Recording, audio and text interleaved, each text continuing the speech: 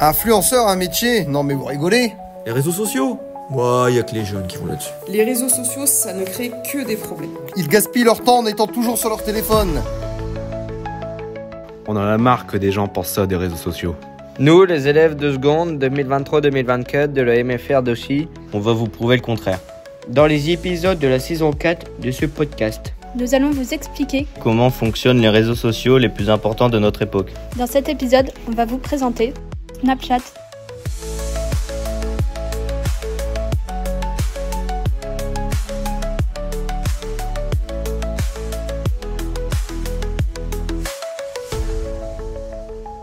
Léo, Mathis, vous connaissez l'application Snapchat?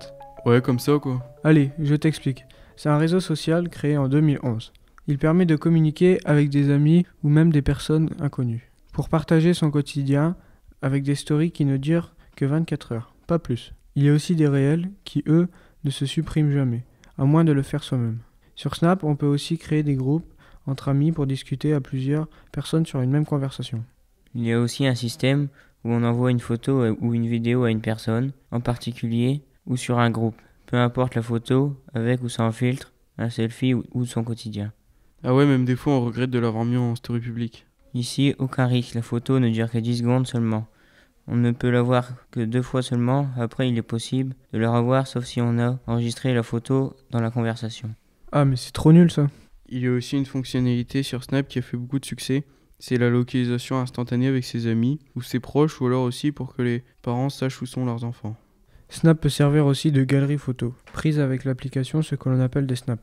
Il faut savoir aussi que Snap a été créé par Evan Swingle et Bobby Murphy, membres de la confrérie Stigma, pour permettre à leurs amis d'effacer toute photo compromettante, prise notamment lors des soirées confréries. Sur Snap, il y a aussi une nouvelle fonctionnalité qui s'appelle Snap+. Cette version est payante avec un abonnement mensuel ou annuel.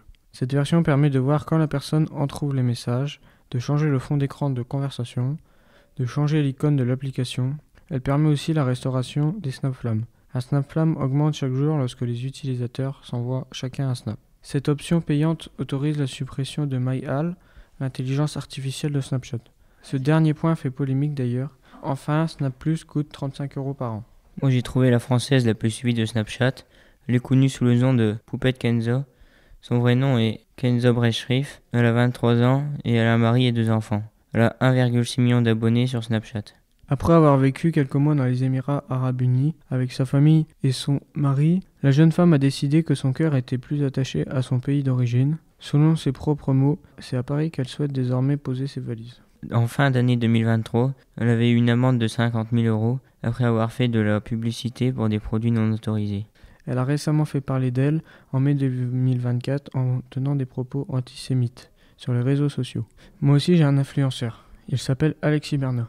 Il a 23 ans, il est de Montpellier, il est salarié dans une entreprise agricole qui possède 1200 animaux et 1200 hectares.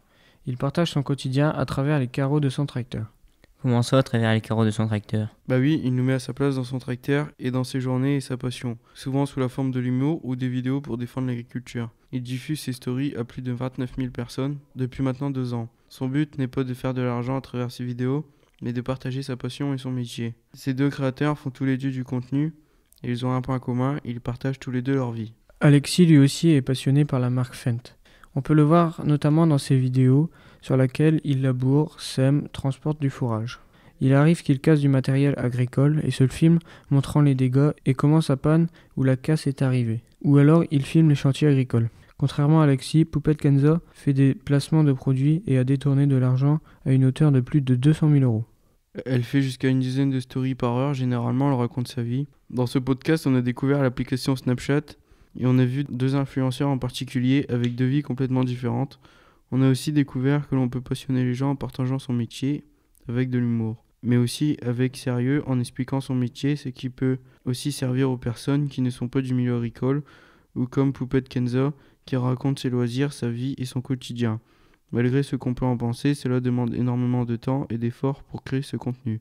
Merci beaucoup de nous avoir écoutés. Nous espérons que ça vous a plu. Mathis, Léo, Louis, élèves de seconde à l'MFR de aussi. Au revoir.